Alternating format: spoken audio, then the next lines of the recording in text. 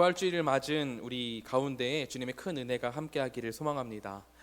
예수 그리스도께서 그 모든 고통을 이기시고 다시 부활하셔서 저주받은 우리로서 다시 살아갈 소망을 주셨습니다. 나는 이전에 값싼 인생이었지만 예수 그리스도의 보혈이 나로 값진 인생이 되도록 만드셨다는 것을 고백하는 이 한 주 그리고 오늘이 되기를 소망합니다. 4월 예배 순서표가 나오고 제가 부활절 오후 예배 설교라는 것을 확인한 후에 저는 좀 많이 큰 부담을 느꼈습니다. 모든 주일이 다 값진 주일이지만 부활절이라는 의미가 부여하는 무게가 상당하기 때문이었죠. 그래서 여러 가지 주제에 대해서 고민을 했습니다. 예수 그리스도의 부활을 기쁘게 선포하는 설교를 해야 할지, 아니면은 구약 시대의 백성들이 하나님의 말씀대로 행했을 때 크게 승리했던, 전쟁에서 크게 승리했던 그런 말씀을, 하나님의 이름을 드높이는 그런 본문을 선택을 해야 될지 많은 고민들을 했습니다. 이런저런 고민을 하며 기도를 하는 중에 하나님께서 제게 한 단어를 마음에 주셨습니다.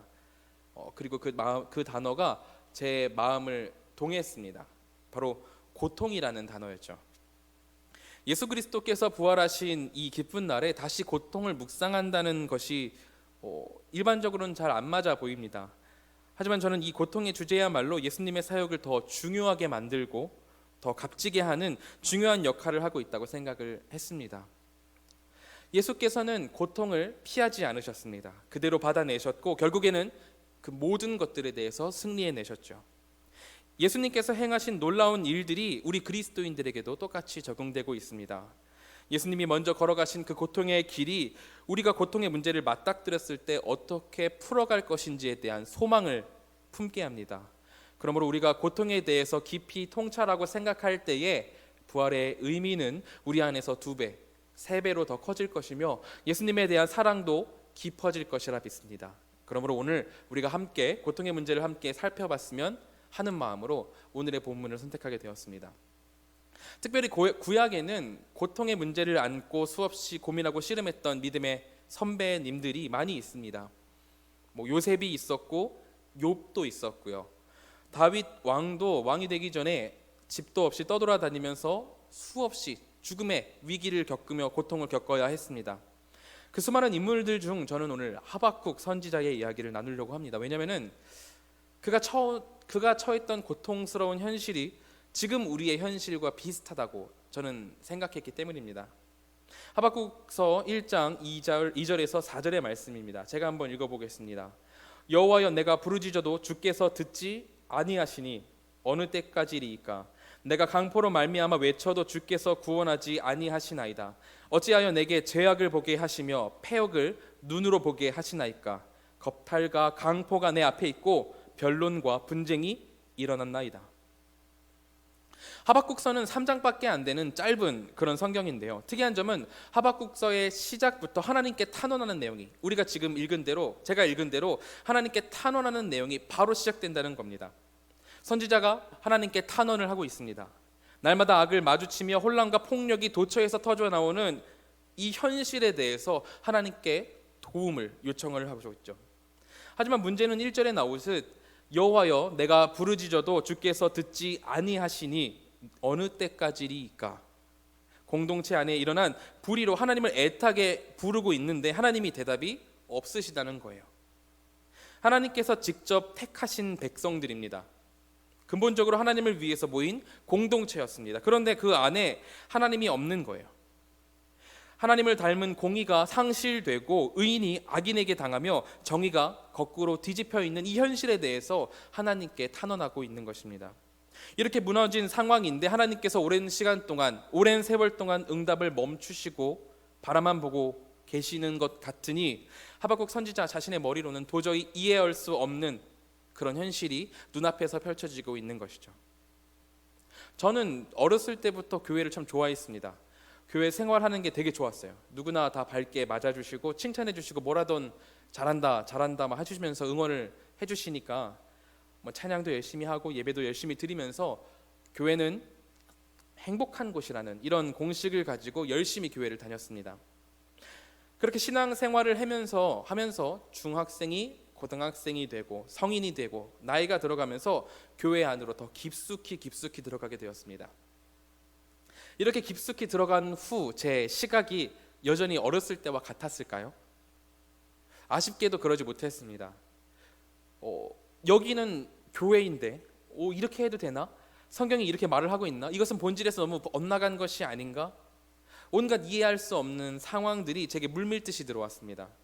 하나님의 공동체고 하나님을 사랑한다고 고백하는 사람들이 모인 이곳인데, 그런 교회인데 어떻게 이런 상황이 이 교회에서 일어날 수 있는가라는 의문이 제 머릿속을 가득 채우곤 했습니다. 제가 몸담던 교회뿐만이 아닙니다. 한국 교회 전체로도 목사님들의 비리, 교회의 이기주의, 그리고 성도님들의 타락, 어떻게 하나님의 공동체에 이런 일이 일어날 수 있는가 하는 의문들이 삶을 살아가면 살아갈수록 제 안에 들어왔습니다. 10년 전까지만 해도 교회 안에서 악한 일이 일어나면은 그것은 일부의 일이야. 그것은 나쁜 사람들이 곳곳에 가끔 있어서 그것은 일부의 일이야라고 말을 하곤 했었는데, 그렇게 변론을 하곤 했었는데, 이제는 너무나도 이런 일들이 곳곳에서 일어나다 보니까 일부의 일이라고 말하기도 되게 부끄러운, 민망한 상황이 되었습니다. 우리 기독교인들이 스스로 우리의 안의 모습을 들여다 볼 때 제 살이 썩어감으로 인해서 고통을 느끼고 있는데, 우리 안에 그런 아픔이 있는데 그것을 어떻게 치료해야 될지 모르고 있는 겁니다. 이 문제를 어찌 해야 할지, 어떻게 해결해야 될지 몰라서 방치해두고 있는 그 고통스러운 모습이 지금 우리의 모습이라는 거죠. 2007년에 고 오카는 목사님께서 한국교회 대부흥 100주년 기념대회라는 곳에서 설교를 하신 적이 있습니다. 상암 월드컵 경기장에 한 10만 명 정도가 모여가지고 함께 예배를 드렸는데요. 그때 옥 목사님이 어떤 설교를 하셨냐면은, 지금 우리 교회가, 이 한국 교회가 요한계시록의 4대 교회와 같다는 거예요. 이름은 살아있지만 행동은 죽어있는, 죽은 4대 교회와 같다고 회개를 목 놓아 외치셨습니다. 교회 지도자들의 타락이 이렇게 심각한데 이래서 되겠냐고 강력하게 말씀하시면서 우리가 회개해야 된다고 촉구하셨어요. 이미 이렇게 2007년, 그러니까 14년 전, 아니 그 이전부터 우리는 우리의 몸이 썩어 들어감을 마주하면서 고통을 느끼고 하나님께 이것을 고쳐달라고 간구해 왔습니다. 이 공동체 안에 썩어 들어가는 나쁜 모습들을 주님께서 치유해 주시기를 하나님께 무척이나 간절히 기도해 왔다는 겁니다. 또한 우리 인생을 바라보면 얼마나 이해할 수 없는 일들이 많이 있으니까, 옳고 바르게 느껴졌는데 그런 것들이 다 의미 없는 폭풍에 쓸려가 버리는 것을 우리는 너무나 자주 목도하게 됩니다. 제가 군대에 있을 때 제가 있던 군교회는 연대교회였습니다. 연대를 대표하는 연대 군종이 있었고요. 그리고 그 밑에 4명의 대대 군종들이 따로 편성이 되어서 이 교회를, 이 연대교회를 봉사를 하고 이 교회를 섬겼습니다. 그 중에서 제가 속한 대대, 그 대대의 군종 병사가 후임으로 저를 찍었어요. 제가 교회를 다녀서 군대 안에서 제가 교회를 다니기 때문에 지 일 안 하고 교회만 간다, 뭐 이런 소리를 듣기 싫어가지고 욕을 안 먹기 위해서 우리 부대를 제가 다 혼자 청소를 하고 다녔거든요. 그러면서 교회 생활도 열심히 했더니 그 병사가 저를 좋게 봐줬던 것 같습니다. 그 친구가 저를 이렇게 찍어줬기 때문에 저는 너무나도 뜻깊은 군교회 생활을 했습니다. 신학 서적도 그곳에서 처음 접했고 그곳에서 처음으로 설교를 해볼 기회도 있었습니다. 그렇게 교회 일을 한다는 것이 이런 것이구나라는 것을 느꼈어요. 그리고 이 경험을 토대로 저는 신학교를 가기로 다짐을 했었습니다. 이 군대에서의 생활을 통해서, 이 군종 병사로서의 생활을 통해서 이 군종 병사의 생활을 통해서 저는 하나님께 더 가까이 갈 수 있었다는 겁니다. 이 군종 병사를 하게 해준 이 병사는 제게 참 뜻깊은 의미를 던져준 그런 친구였다는 거예요. 그렇게 교회와 항상 함께했던 행복한 군 생활을 마치고 신학교를 가기 위해서 이제 열심히 제대한 후에 공부를 하던 때였습니다. 저를 군종 병사로 택해준 이 친구한테 연락을 해야지 하면서도 연락을 하지 못하고 좀 많은 시간이 지났어요. 어느 날 저한테 다른 군종 병사한테 전화가 왔는데, 수화기 너머로 어떤 이야기가 나오면은 저를 대대 군종병으로 찍어준 그 친구가 죽었다는 거였습니다. 그 친구가 대학교 기숙사에 사는데 밤중에 모기장을 고치다가 모기장이 창 밖으로 넘어가면서 그냥 같이 떨어져서 죽었다는 이야기였어요. 이 친구가요, 신학생이었습니다. 정말로 신실하고 병사들에게 용기를 주고 착한 모습으로서 하나님의 종답게 살아가던 그런 친구였습니다. 그런데 그렇게 허망하게 하늘나라로 간 거예요. 제가 이 이야기를 듣고 장례식에 가면서 이해가 잘 안 됐습니다. 대체 왜 이렇게 허망한 죽음을 주셨을까? 하나님께서는 왜 이렇게 이해할 수 없는 고통을 우리 삶 가운데 주시는 것인가? 하나님께서는 왜 한국 교회가 무너져가는 모습을 그냥 두고 계시는 것인가? 도저히 이해할 수 없는 일들로 제가 고통을 받았고, 그리고 또한 우리가 고통을 받고 있다는 겁니다. 그런 일들이 우리 안에서 계속해서 일어나고 있다는 것입니다. 그렇다면 이런 상황에서 하나님은 하박국 선지자에게, 하박국 선지자도 이렇게 고통을 받고 있는데 그 하박국에게 하나님께서는 어떤 답을 주셨을까요? 이렇게 목 놓아 부르짖고 있는 하박국 선지자에게 하나님께서는 하박국 1장 4절에서 5절을 통해서 이렇게 말씀을 하십니다. 여호와께서 이르시되 너희는 여러 나라를 보고 또 보고 놀라고 또 놀랄지어다. 너희의 생전에 내가 한 가지 일을 행할 것이라. 누가 너희에게 말할지라도 너희가 믿지 아니하리라. 보라, 내가 사납고 성급한 백성 곧 땅이 넓은 곳으로 다니며 자기의 소유가 아닌 거처들을 점령하는 갈대아 사람을 일으켰나니. 하나님께서 하박국 선지자에게 이렇게 말씀을 하십니다. 하박국 선지자야, 잘 봐라. 충격 먹지 말고 마음 단단히 하고 잘 들어. 내가 너희를 심판할 거야. 너가 기도했던 것처럼 그 악인들을 심판할 것이야.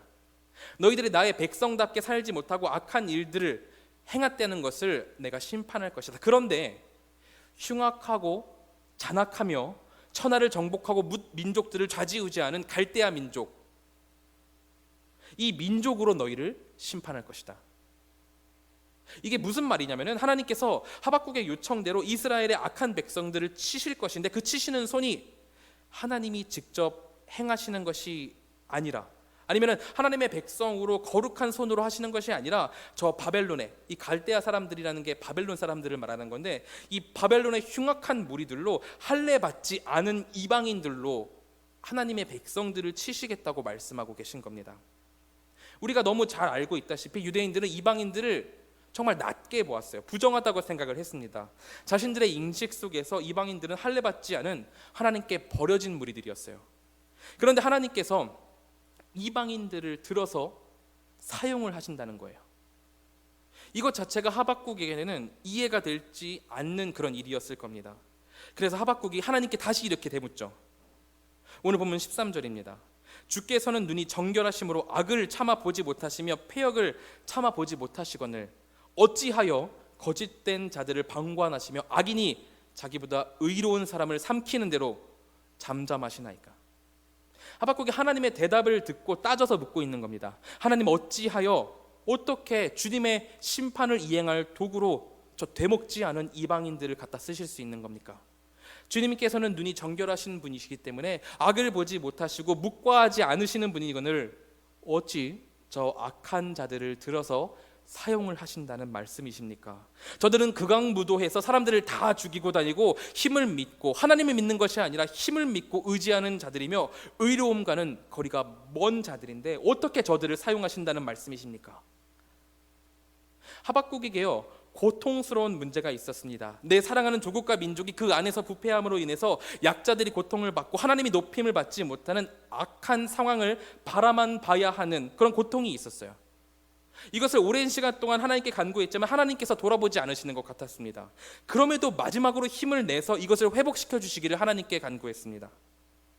그 처절한 과정의 끝에 하나님께서 결국 돌아보시고 하박국에게 답을 주시는데, 그 답이 하박국 선지자가 기대했던 답과는 전혀 다른 내용이었던 겁니다. 하나님이 사용하시는 그 회초리가 거룩한 손이 아니라 너무나도 악한 손인 거예요. 하나님의, 하박국의 시선에서는 우리의 거룩하신 하나님께서 거룩하신 방법으로 이 문제를 해결하실 것으로 생각을 했는데, 하나님이 실제로 말씀하시는 것은 악을 들어서 악을 처단하신다고 하니까 하박국 선지자가 이해가 되지 않는 겁니다. 나에게 있는 고통의 문제를 더 큰 고통으로 지져서 처리하신다는 게 그에게 이해가 되지 않는 것이라는 거죠. 저는 오늘 이 본문을 통해서 그런 생각을 했습니다. 이 본문의 상황이 우리 한국 교회와 우리 자신들이 겪고 있는 상황과 같지 않은가? 또한 하박국이 느끼는 고통의 기품이 우리의 고통과 같지 않은가? 이런 생각을 했습니다. 우리가 지난 수많은 세월 동안 한국 교회의 위기다, 한국 교회가 자성해야 한다는 이야기들을 해왔고, 이것을 회복하기 위해서, 이 회복을 위해서 수없이 기도를 해왔습니다. 하지만 교회는 더욱더 악화되기만 하고 하나님의 뚜렷한 응답은 없는 것처럼 느껴지며 오랜 시간을 보내와야만 했습니다. 이런 고통스러운 상황 가운데에서 우리는 지난 2020년 정말 엄청난 일을 겪어야만 했죠. 한 강한 전염병으로 인해서 우리뿐만이 아니라 인류 자체가 한순간에 무너지는 절망을 느껴야만 했습니다. 이것을 하나님의 응답이다라고 명확하게 이야기하기는 어려울 수 있습니다. 하지만 지금 우리가 겪고 있는 이 코로나라는 상황이 한국 교회와 세계 교회에 경종을 울릴 만한 강력한 메시지가 담겨 있는 상황인 것은 분명한 것 같습니다. 이 코로나 상황 이후로 우리는 모든 것들을 아예 새로 생각하고 새로 쌓아 올려야만 했거든요. 이 모든 것들을 다시 생각해야만 했기 때문입니다. 우리가 기도해 왔던 것, 우리가 바래 왔던 것은 하나님께서 주신 이 상황과는 전혀 다른 것이었습니다. 우리의 고통과 고민을 끝낼 수 있는 방법은 뭔가 더 거룩하고 멋있는 방법이라고 생각을 해왔죠.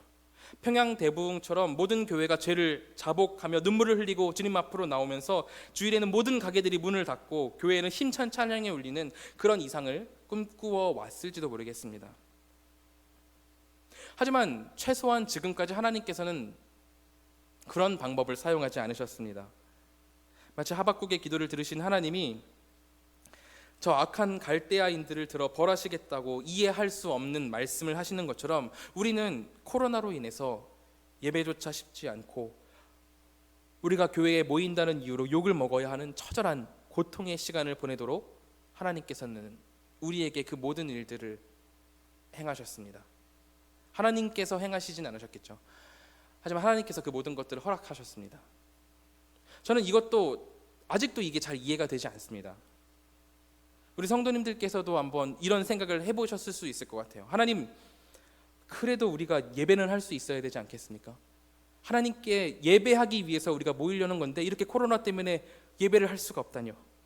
하나님, 그래도 우리가 먹고는 살 수 있어야 되지 않겠습니까?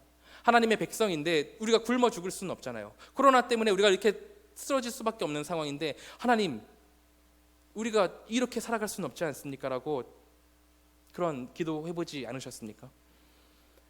신앙의 기본인 예배조차 드릴 수 없고 우리의 생존마저 위협받으면서 고통을 받고 있습니다.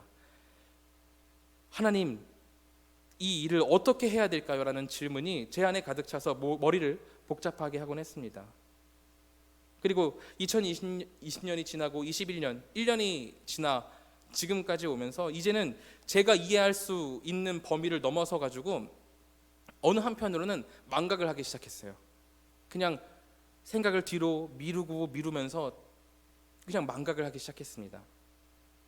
대체 이런 상황에서 우리는 이 고통의 문제를 어떻게 해야 할까요?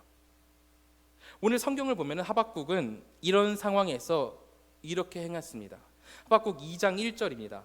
내가 내 파수하는 곳에 서며 성루에 서리라. 그가 내게 무엇이라 말씀하실는지 기다리고 바라보며 나의 질문에 대하여 어떻게 대답하실는지 보리라 하였더니. 하박국이요, 하나님의 이런 말도 안 되는 대답을 듣고도 무슨 일을 하냐면은 하나님께 더 묻고 하나님이 나에게 뭐라고 말씀하실는지 내가 간절히 기다려 그 대답을 듣겠다고 일어섭니다. 파수대로 올라가서 하나님께 고개를 들고 하나님의 대답을 기다려요. 어떤 사람들은 하박국의 이런 모습이 어리석다라고 이야기를 할 수도 있을 것 같습니다. 자신의 생각대로 하나님께서 해주지 않는다고 떼쓰는 모습으로 바라보게 될 수도 있다는 거예요. 그런데 이게 나쁜 모습이라고만 우리가 볼 수 있겠냐는 겁니다. 성숙하지 않은 모습으로 우리가 따라해서는 안 된다라고, 그렇게 무조건 그래야 된다라고 말을 할 수 있을까요? 아마 그렇지 않을 겁니다. 물론 우리는 하나님의 시선에 맞추어서 하나님의 계획을 기다릴 수 있어야 합니다. 하지만 때로는 하나님께 때도 쓰고 하나님께 지금 이 상황이 대체 무슨 상황이냐고 물을 수 있어야 됩니다. 아기가 부모님께 떼를 쓰고 왜 이런 거냐고 눈을 똘망똘망하게 뜨고 묻는 것은 아이가 부모를 신뢰하고 믿기 때문입니다. 이렇게 하면은 들어주실 것을 알기 때문에, 들어주실 것을 신뢰하고 있기 때문에, 이 질문에 대답해 주실 것이라는 믿음이 있기 때문에 부모님한테 아기가 그렇게 떼를 쓰고 다가가는 거죠. 아기가 그냥 길 가는 아저씨한테 이거 사달라고, 대답 달라고 떼를 쓰고 대체 왜 그러는 거냐고 묻지 않잖아요. 아이는 기본적으로 부모님을 신뢰하고 사랑하기 때문에 부모에게 매달립니다. 그런 것처럼 하박국은 하나님을 신뢰했습니다. 물론 하나님께서 주신 대답이 그로서는 이해할 수 없는, 말도 안 되는 것이긴 했습니다. 이전의 고통을 더 큰 고통으로 틀어막는 것처럼 느껴졌을 거예요. 하지만 그런다고 그가 이해 안 되는 것을 됐다 이렇게 하고 넘겨버리지 않았다는 겁니다. 도리어 그는 나를 택하시고 인도하시는 나의 주 하나님께 끈질기게 대답을 물었습니다. 답은 이해가 되지 않지만 하나님의 행하심 자체는, 그 하나님께서 행하실 것이라는 것 그 자체는 믿고 하나님이 나에게 더 말씀해 주시기를 기다렸다는 것입니다. 이것은 우리에게도 마찬가지라고 생각을 합니다. 신뢰를 바탕으로 한 끈질긴 질문이 우리에게 있어야 한다는 거예요.